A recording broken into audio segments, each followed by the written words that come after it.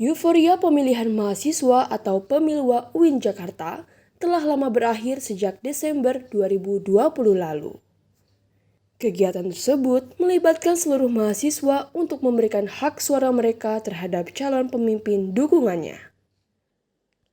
Suara tertinggi diperoleh pasangan nomor urut 1, Tubagus Agnia Wiramulyana dan Febri Nurhayati, yang terpilih sebagai Ketua dan Wakil Ketua Dewan Eksekutif Mahasiswa Universitas atau DMAU UIN Jakarta untuk periode 2021.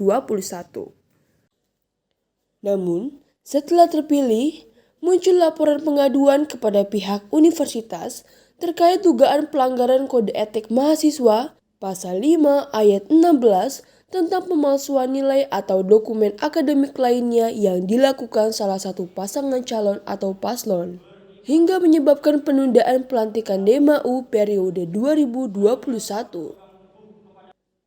Menurut Rektor UIN Jakarta, Amani Lubis, keterlambatan pelantikan disebabkan oleh berbagai masalah. Salah satunya adanya dualisme kepengurusan Senat Mahasiswa Universitas atau SEMAU yang mengajukan dua rancangan berbeda kepada rektorat. Terutama adanya dualisme kepengurusan dari SEMA. SEMA ada yang SEMA lama dan SEMA baru masih belum bisa rembuk duduk bersama sehingga masuk ke meja rektor itu dua rancangan. Ya, ini tentu tidak baik. Saya minta melalui wakil rektor kemahasiswaan yang baru, kemudian kepala biro administrasi akademik dan kemahasiswaan dan kerjasama untuk membimbing mahasiswa lagi supaya rembuk, supaya ada satu kata sehingga bisa dilantik ke satu kepengurusan SEMAU. Nah, jadi keterlambatan itu karena juga proses seperti itu. Sementara itu, Ketua Umum Badan Pengawas Pemilihan Mahasiswa atau BPPM, Utari Diarza mengakui penundaan pelantikan DMAU 2021 ini memang disebabkan adanya permasalahan yang harus diselesaikan, namun bukan ranah dari BPPM.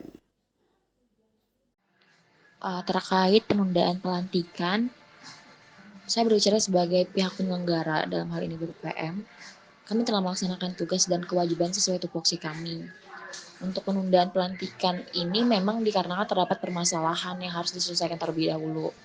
Nah, penyelesaian masalah ini memang sudah bukan ranah KPM dan BPPM lagi, sehingga permasalahan ini harus diselesaikan oleh pihak yang bersangkutan dan pihak yang berwenang dalam menyelesaikan masalah sebelum melantik teman-teman pengurus DMAU.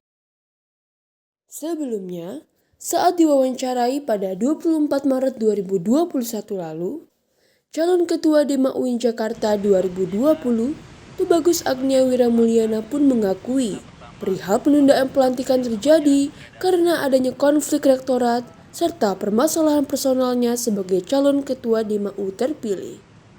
Banyak sekali lah problematika yang ada sehingga pelantikan DMAU ini ditunda, mulai dari konflik rektorat, lalu ada lagi permasalahan personal saya sebagai ketua DMAU terpilih. Itu bagian dari dinamika, pada akhirnya ya rektor tidak menginginkan lah begitu. Berawal dari keterlambatan pelantikan tersebut, akhirnya Rektor UIN Jakarta memutuskan untuk kembali melantik DMAU masa bakti 2021. Kegiatan tersebut dilaksanakan baik secara daring maupun luring dalam pelantikan pengurus organisasi kemahasiswaan UIN Jakarta masa bakti 2021 pada Senin 12 April di Auditorium Harun Nasution UIN Jakarta. Dengan dihadiri oleh Rektor UIN Jakarta, Amani Lubis, Wakil Rektor 3 Bidang Kemahasiswaan, Arif Subhan, dan jajaran lainnya, serta perwakilan pengurus organisasi kemahasiswaan tingkat universitas seperti SEMAU, DMAU, Unit Kegiatan Mahasiswa atau UKM, dan Lembaga Otonom atau LO.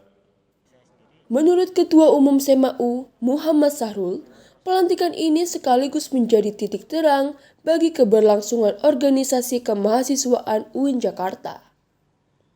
Ya, tanggapan pertama yang pertama adalah saya ingin mengucapkan alhamdulillah karena sudah ada penyelesaian sengketa sebelumnya. Karena dengan itu akan berjalannya organisasi kemahasiswaan di tingkat universitas.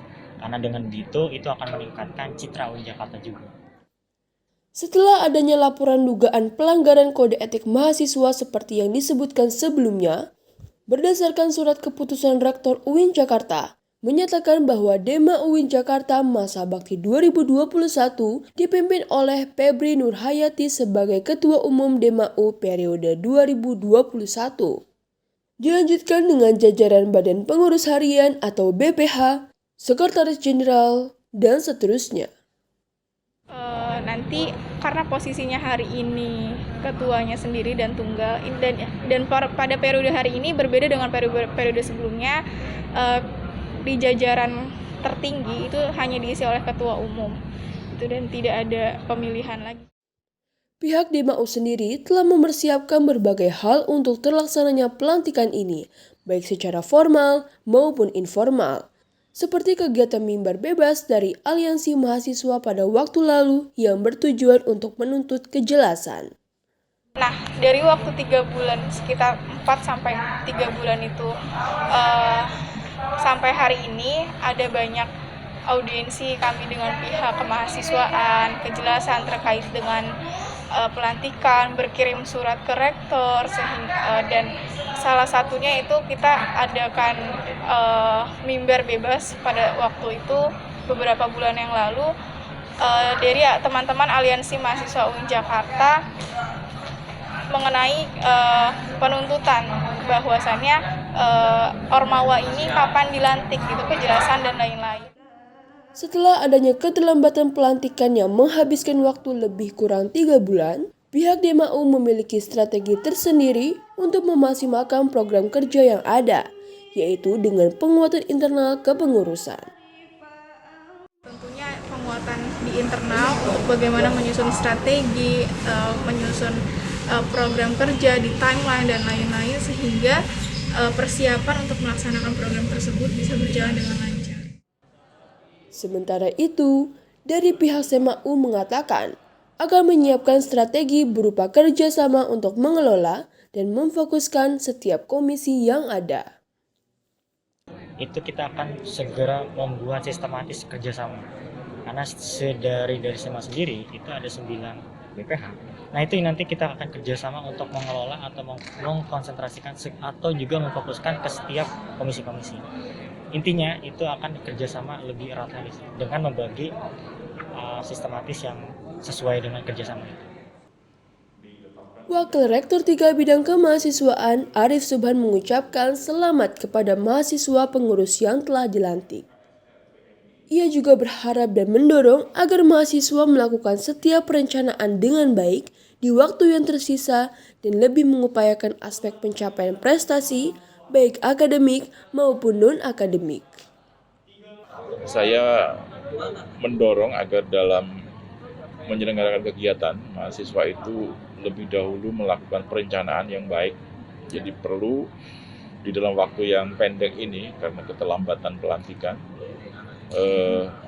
mahasiswa, pengurus, terutamanya pengurus ya, itu merumuskan rencana dengan baik. Rencana yang betul-betul diikuti dengan tahapan penyelenggaraan, dengan waktu dan seterusnya, sehingga ketika nanti implementasi semua itu menjadi lebih mudah. Rektor UIN Jakarta Amani Lubis juga berharap pengurus organisasi kemahasiswaan periode ini dapat melaksanakan setiap program dengan baik, elegan, dan bermanfaat baik bagi kampus maupun mahasiswa.